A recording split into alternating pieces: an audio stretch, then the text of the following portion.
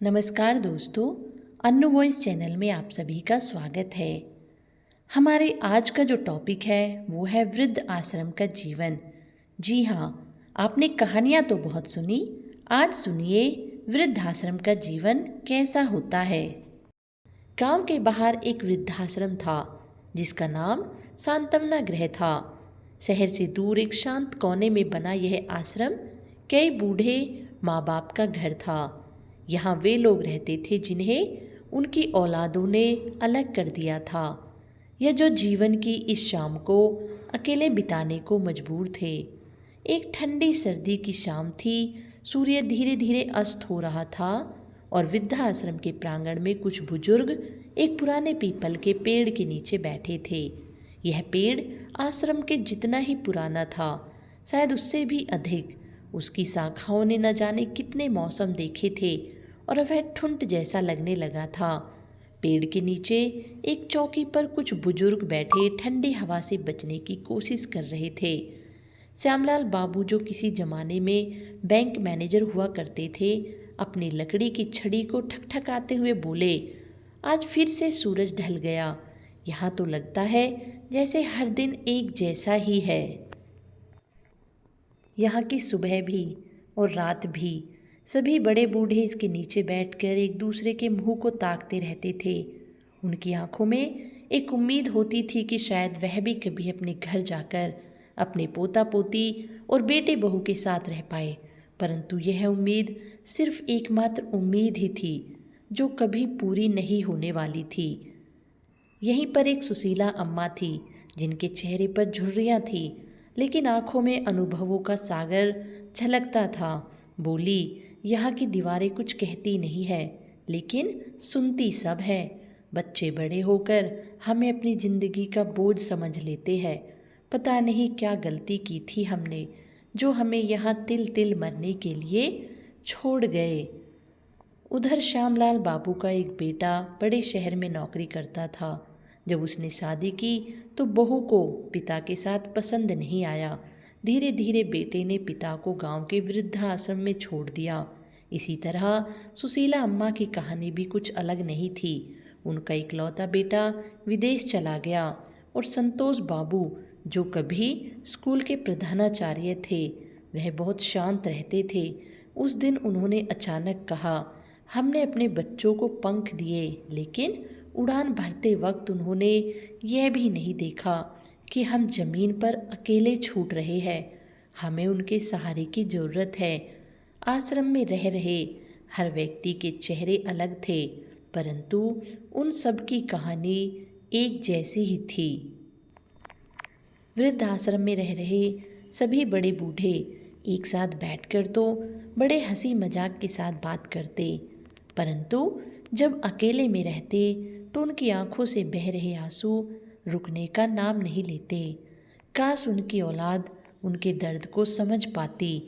उम्र के इस पड़ाव पर माता पिता अपनी औलाद से धन दौलत नहीं बल्कि 2 वक्त की रोटी और सुखी जीवन की आशा करते हैं।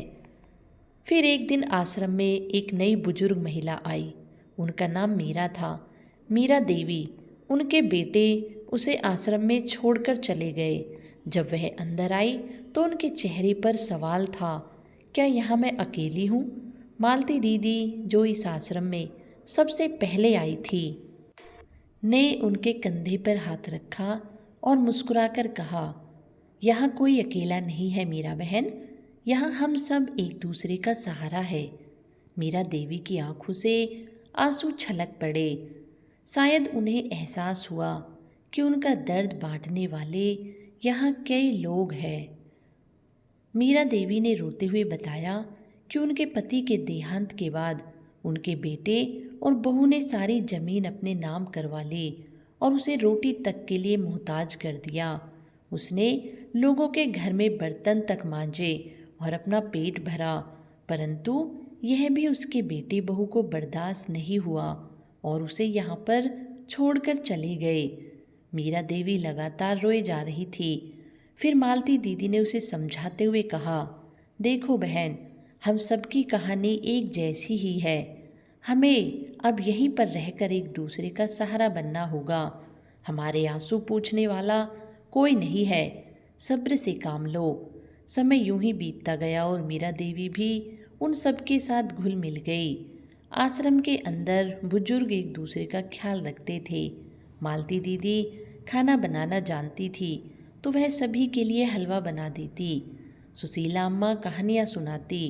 संतोष बाबू रोज़ सबको प्रेरणादायक कविता सुनाते। पेड़ के नीचे अक्सर मीरा देवी बुजुर्गों की कहानियाँ सुनती और कहती थी कि यह पेड़ भी तो हमारी तरह कितना बूढ़ा है, फिर भी सभी को छांव देता रहता है। हम भी तो इसी तरह अपने बच्चों के ऊपर अपने आशीर्वाद का साया बनाए रखना चाहते थे, परंतु उन्हें फिर भी हमसे पता नहीं क्या आपत्ति हुई जो हमें अपने से अलग करके यहाँ पर छोड़कर चले गए। यह सुनकर सभी की आंखें नम हो गई। जब भी आश्रम में किसी बुजुर्ग से उसके परिवार में से कोई मिलने आता था तो बाकी सभी लोगों की आंखों में भी पानी आ जाता था कि शायद उनका अपना भी कोई उनसे मिलने आए। उनकी आंखें हमेशा गेट पर रुकने वाली गाड़ी पर होती कि शायद उनके परिवार से तो कोई नहीं आया, परंतु गाड़ी के जाने के बाद उनकी यह उम्मीद भी टूट जाती। एक दिन की बात है, आश्रम में कुछ युवा लड़के लड़कियां आए। वे लोग यहाँ पर रह रहे बुजुर्गों से मिलना चाहते थे। उनमें से एक लड़की राधा थी। उसने कहा, आप बुजुर्ग लोग हमारे अनुभवों का खजाना है। आप लोगों से बात करके हमें ज़िंदगी का असली मतलब समझ आता है। जो बातें हम किताबों के जरिए नहीं सीख पाए वह आपकी बातों के द्वारा समझ में आ जाता है। बड़े बूढ़े यदि घर में हो तो वह किसी गुरु से कम नहीं होते।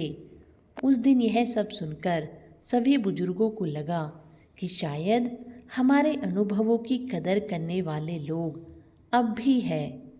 और फिर मीरा देवी मुस्कुराते हुए बोली, जिंदगी का असली सुख बांटने में है। दुख बड़ा हो या छोटा, जब हम उसे किसी के साथ साझा करते हैं वह हल्का हो जाता है। उसके बाद सभी बुजुर्गों ने एक दूसरे का हाथ पकड़ा। अब उनकी आंखों में आंसू नहीं बल्कि उम्मीद के दीपक जल रहे थे। दोस्तों, मैं आपसे एक बात कहना चाहती हूँ कि आप अपने बच्चों को कहीं ना कहीं पर घुमाने लेकर जाते होंगे। सिर्फ एक बार उन्हें वृद्ध आश्रम घुमाने लेकर जाइए, वहाँ पर रह रहे बुजुर्गों से मिलाइए। जब आपके बच्चे उनसे मिलेंगे और उनका दुख देखेंगे तो आपके बच्चे भी वृद्ध आश्रम में रह रहे लोगों की पीड़ा समझेंगे और भविष्य में भी कभी भी अपने माँ बाप को वृद्ध आश्रम में भेजने की नहीं सोचेंगे। दोस्तों, जवानी हमेशा नहीं रहती, बुढ़ापा एक दिन अवश्य आएगा। इस बात को हमेशा याद रखें। आप जैसा अपने बड़े बुजुर्ग के साथ करोगे ऐसा ही भगवान आपके साथ अवश्य करेगा। आप सभी से प्रार्थना है, अपने बड़े बुजुर्गों को आदर सत्कार के साथ रखें। आप सभी का बहुत बहुत धन्यवाद। मिलते हैं एक और नई कहानी के साथ।